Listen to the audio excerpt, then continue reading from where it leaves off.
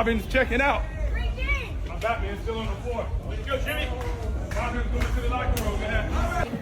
It's a roller coaster ride to get there, but we got a playoff series. So let's get to it. It's what we asked for, and we had to go earn it. So it's nice to win a play-in game too. Meaningful basketball. Hey, baby.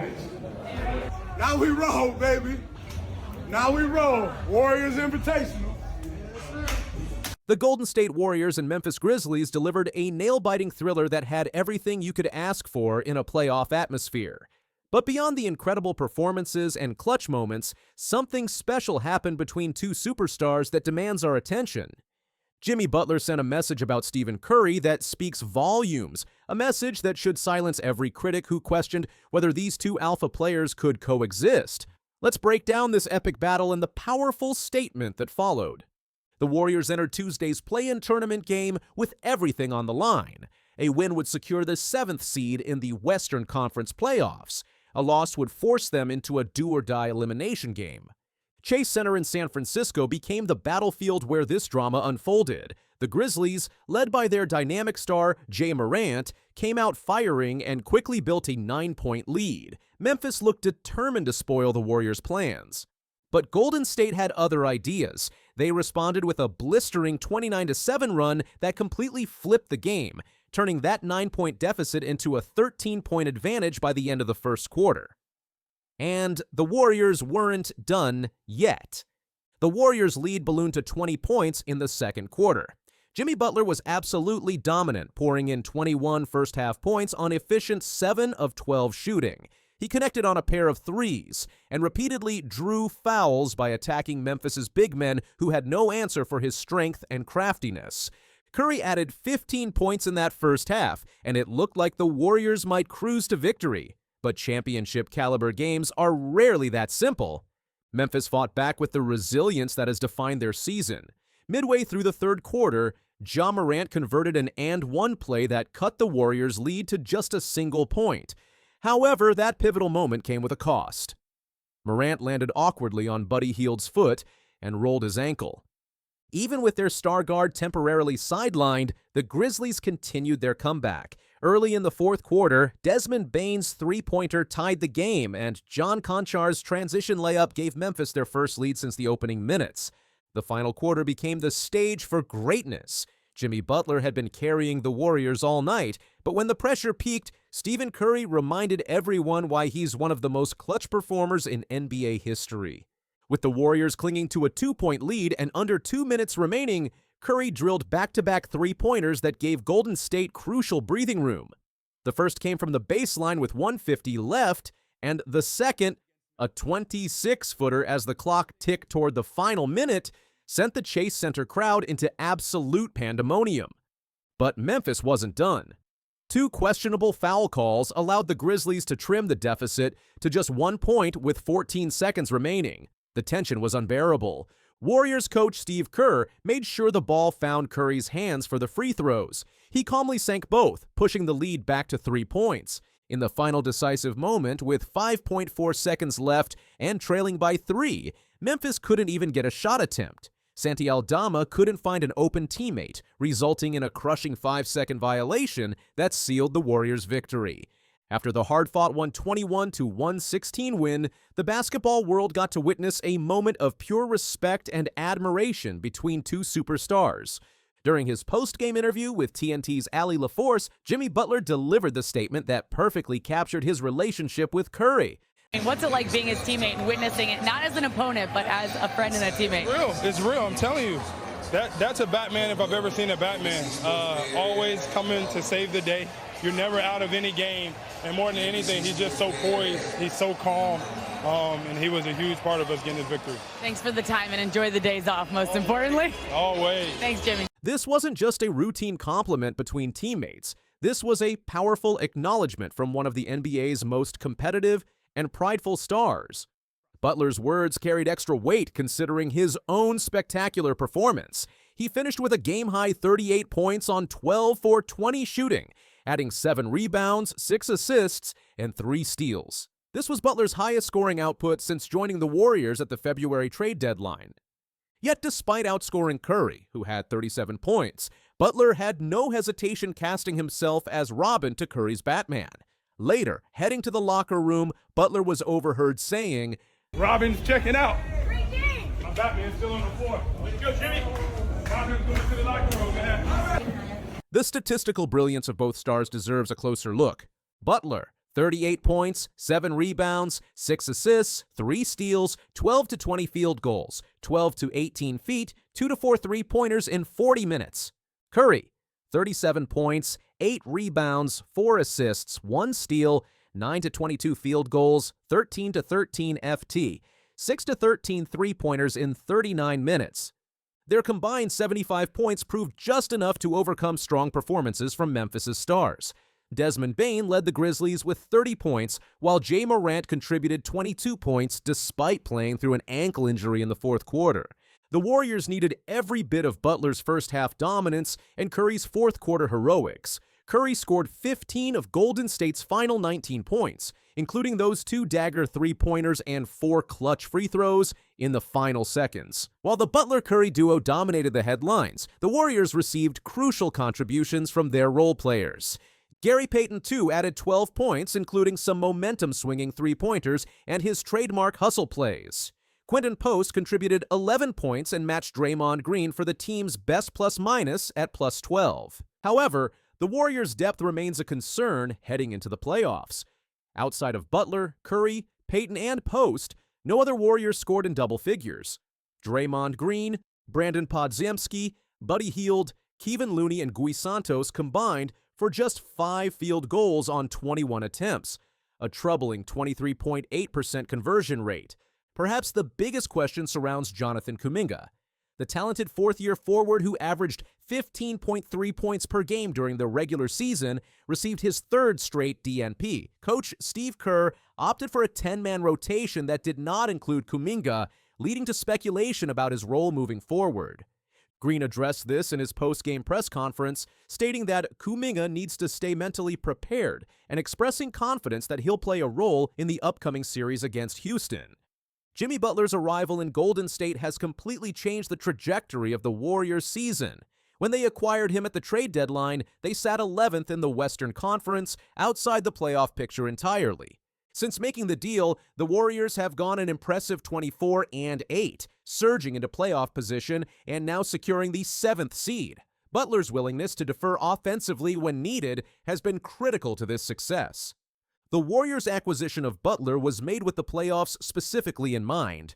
His reputation as Playoff Jimmy is well-earned, and Tuesday night gave Golden State fans their first taste of what that means. I think any team has a chance when I'm on the team, but I know every team has a chance if Steph's on the team. So I get to play Robin. That's my Batman. Well, the Avs and Nuggets now turn their attention to the playoffs. The Nuggets will start on Saturday. Today, we heard from the team president, Josh Kroenke. First time he's been talking out loud about the firings of head coach Michael Malone. And Denver Nuggets Vice Chairman Josh Kroenke has sent shockwaves through the NBA community with his stunning press conference on the controversial dismissals of head coach Michael Malone and general manager Calvin Booth. What was intended as damage control has instead left many viewing his comments as a public humiliation of the coach who delivered Denver its first ever NBA championship. In a nearly 30-minute media session Monday, Kroenke made the jaw-dropping admission that he had been contemplating firing Malone since November, just months after the coach led the franchise to its first title in 47 years. The timing of the dismissal, with only 3 games left in the regular season and the playoffs looming, has left basketball analysts and fans alike struggling to make sense of the decision. I think at the very end of the day, it was a very tough decision because of the amount of respect that I personally have and that we as an organization have for what those gentlemen did for us while they were here, Kroenke said before delivering the bombshell. To be frank, neither of them deserved it, and so for that, I apologize. I think at the very end of the day, it was a very tough decision because of the amount of respect that I personally have and that we as an organization have for both of what those gentlemen did for us while they were here. This extraordinary admission has many questioning Kroenke's leadership. How can an executive fire a championship-winning coach who didn't deserve it and then publicly acknowledge this fact. The basketball world is buzzing with reactions to what some are calling one of the most bizarre press conferences in recent NBA history. And, you know, to be frank, neither of them deserved it. And so for that, I apologize. For my position, Kroenke revealed he nearly pulled the trigger on firing Malone twice before. First around Thanksgiving, when the team was off to an 8-6 start, and again during the February All-Star break. In the latter case, he was deterred only because the team was in the midst of an 8-game winning streak. What would be crazier, Kroenke asked reporters, me doing what I did last week or doing it on an 8-game win streak? what would be crazier, me doing what I did last week or doing it on an 8-game win streak? The vice chairman went on to dismiss the significance of that winning streak, noting that only one victory came against a playoff-bound team. I think that those 8 games masked a trend that was going on behind closed doors that ultimately started to really affect the end of our season. He explained. You know, I'd have to go back and look, but I think that those 8 games masked a trend that was going on behind closed doors that ultimately started to really affect the end of our season, and that's why I jumped the way I did. Kroenke alluded to tension between Malone and Booth as the primary driver behind his decision, suggesting their discord had created a toxic environment within the organization. According to multiple sources, the coach and GM had long clashed over roster philosophies, with their relationship deteriorating to the point where it began affecting team operations. I can see certain trends behind the scenes with the group, Kroenke said, and those were worrisome. What makes the situation even more awkward is that immediately following the dismissals, the Nuggets won all 3 of their remaining regular season games under interim coach David Adelman. This perfect finish secured a 3rd consecutive 50-win season and the 4th seed in the Western Conference, giving Denver home court advantage in their first-round playoff series against the Los Angeles Clippers. Kroenke's timing has left many questioning whether this was truly about improving the team's playoff chances or if personal conflicts drove the decision. The Nuggets vice chairman claimed he made the move with the hope of kind of rejuvenating the energy of the group and reestablishing some positive thoughts before the playoffs. Adding another layer to this drama, Kroenke shared a personal anecdote about how difficult the day of the firings was for him. Last Tuesday was the craziest Tuesday that I could have ever imagined. I had the worst morning that I've had in over 10 years with the Nuggets, followed by the most amazing afternoon I could have ever asked for with the Arsenal Football Club, Kroenke said, referencing his family's ownership of the English soccer club. We beat Real Madrid 3-0 in the quarterfinals of the Champions League. On a human level, that was a rough Tuesday for me. It was all over the place.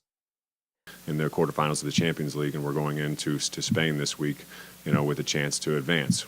They need to stay focused. They got a lot of things that they're dealing with too, but on a human level, that was a rough Tuesday for me. It was all over the place. This comment has drawn particular criticism, as it appeared to equate the emotional impact of firing 2 men who had committed years to his organization with the joy of watching another team he owns win a soccer match. Kroenke also addressed rumors about his relationship with forward Michael Porter Jr., who attended the same college, Missouri, as Kroenke. Reports had suggested Kroenke refused to approve trading Porter, but he firmly denied this. If it wasn't such a serious accusation, I would probably laugh a little harder. I'd say any kind of report that we're not open to trading everybody possible to improve the team is completely false. As for 3-time MVP Nikola Jokic, Kroenke indicated he had offered the superstar a chance to discuss the decision after it had already been made. According to Kroenke, Jokic simply responded with a head nod of no. You have a responsibility when you have a player like that, especially, obviously, in his prime. Kroenke said, but I feel an even greater responsibility to the person. I'd be the dumbest guy in basketball if I wasn't asking him for his opinion on certain things. But it's my responsibility to make those decisions for the best of the organization, and I think Jokic understands and respects that. Kroenke has promoted Ben Tenzer to interim GM for the playoff run, but stated he won't begin searching for permanent replacements for Malone and Booth until after the season concludes. When asked if he would hire a new GM before a head coach, Kroenke deflected, My thoughts aren't there because this season's not over. As the Nuggets prepare to face the Clippers in Game 1 on Saturday, this front office drama threatens to overshadow what should be a promising playoff run. Malone, who spent 10 seasons with Denver and posted the highest winning percentage in franchise history, must now watch from afar as the team he built competes for another championship. What do you think about Kroenke's handling of this situation? Was firing a championship coach with 3 games left in the season a strategic masterstroke or a massive blunder? And how will Malone's dismissal affect Denver's chances of making another deep playoff run? The drama is just beginning as the basketball world waits to see if Kroenke's controversial decision will be vindicated or condemned by the Nuggets' postseason performance. Jason Tatum can play. He's all right. I'm not going to bash him, but Ben Simmons need to be all right. $250 for that. NBA legend Shaquille O'Neal recently criticized former #1 overall pick Ben Simmons on The Big Podcast with comedian Roy Wood Jr. O'Neal didn't hold back, delivering a harsh assessment of the Los Angeles Clippers guard. No one expected this. Ben Simmons needs to be F-king arrested, O'Neal said in a moment of unfiltered candor that immediately went viral. $250 million for that Bulls tee. Get the FK out of my face. Robbing people, man. You can't do that. Shaquille O'Neal's harsh criticism has sparked a heated debate on social media and sports talk shows about player value, responsibility, and the changes in the modern NBA. Like Ben Simmons, okay, need to be arrested. What about like a Jason Tatum? Jason Tatum can play. He's all right. I'm not going to bash him, but Ben Simmons need to be all right. $250 for that. Arrested, did you say? Arrested. $250 million for that. The f*** out of my face. Robbing people, man. Can't do that. The Hall of Famer's comments were part of a broader critique of today's NBA, which he believes has deteriorated significantly from the era in which he dominated. People get mad. It's just a product of what I've seen, O'Neal explained. I've seen what greatness is, been there, played with them. I don't see that all the time over here. So, you want me to give these motherfuckers the same props you giving them? That ST will never happen. You can call it hate if you want. Probably more feels good in, but people get mad. It's just a product of what I see. I've seen what greatness is. Been there, played with them. I don't see that all the time over here. So you want me to give these the same props I'm giving them? That will never happen. So you can call it hate if you want. O'Neal's criticism of Simmons comes against the backdrop of the guard's well-documented career trajectory. After being selected first overall by the Philadelphia 76ers in the 2016 NBA Draft, Simmons initially lived up to his potential, winning Rookie of the Year honors and earning 3 consecutive All-Star selections. This promising start led to a massive $170 million contract extension with Philadelphia in 2019, setting expectations that Simmons has struggled to meet in subsequent seasons. Since then, Simmons' career has been plagued by injuries and diminishing returns. He missed the entire 2021-22 season while dealing with both physical and mental health challenges before being traded to the Brooklyn Nets as part of the blockbuster deal that sent James Harden to Philadelphia. His tenure in Brooklyn was similarly disappointing, with sporadic appearances and statistics that paled in comparison to his Philadelphia prime.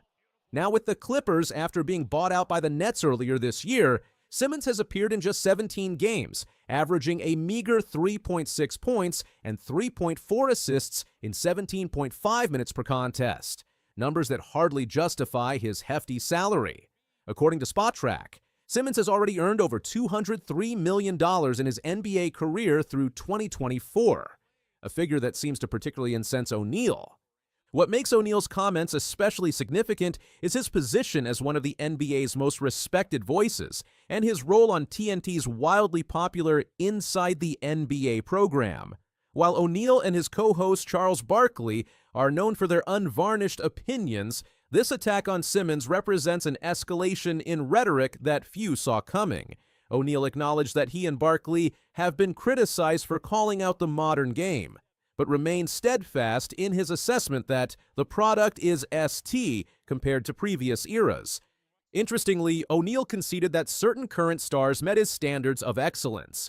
Giannis Antetokounmpo, Jason Tatum, Nikola Jokic, and Damian Lillard can play, O'Neal noted, providing a short list of players he believes could have thrived in any era.